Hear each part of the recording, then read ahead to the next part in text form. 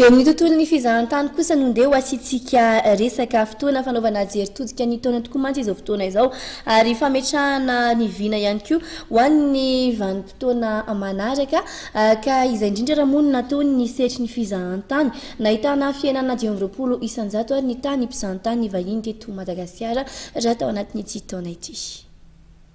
Amin'ny ankapobeny dia nahitana fiainana ny tany mpizahan-tany tonga teto amintsika raha ny voalazan'ireo mpandraharaha eo amin'ny sehatry ny fizahan-tany no ny antony maro.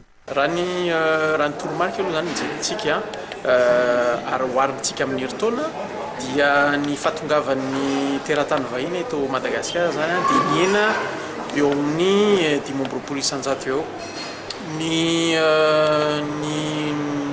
marché traditionnel moa zany tena voamafy ny zavatra io, ny frantsay, ny Allemagne, fa ny avy any Azia kosa sy ny miteny anglisy ny marché anglophone dia niakatra ihany ny fahatongavan'ireo mpizahan-tany.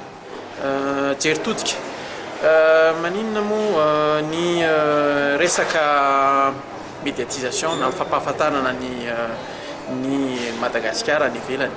Zavatra nanimba kely ny industrie en tourisme tamin'ny heritaona dia ny resaka fête d'hiver natao tany Anosy Be, ny resaka peste manodidina, zavatra manimba ny toe-karena, manimba ny resaka fizahan-tany eto amintsika.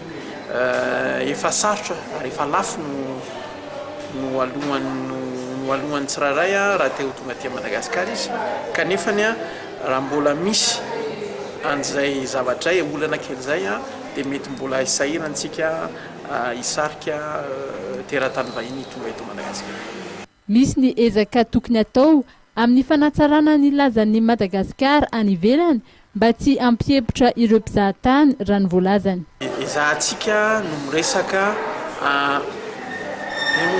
miresaka pozitiva zany ny zavatra tsara mbo ataontsika eto Madagasikara. Mijeritodika kely tsika ny zavatra ratsy no mora tadidy nefa ny zavatra tsara ohatran'ny somary adiny.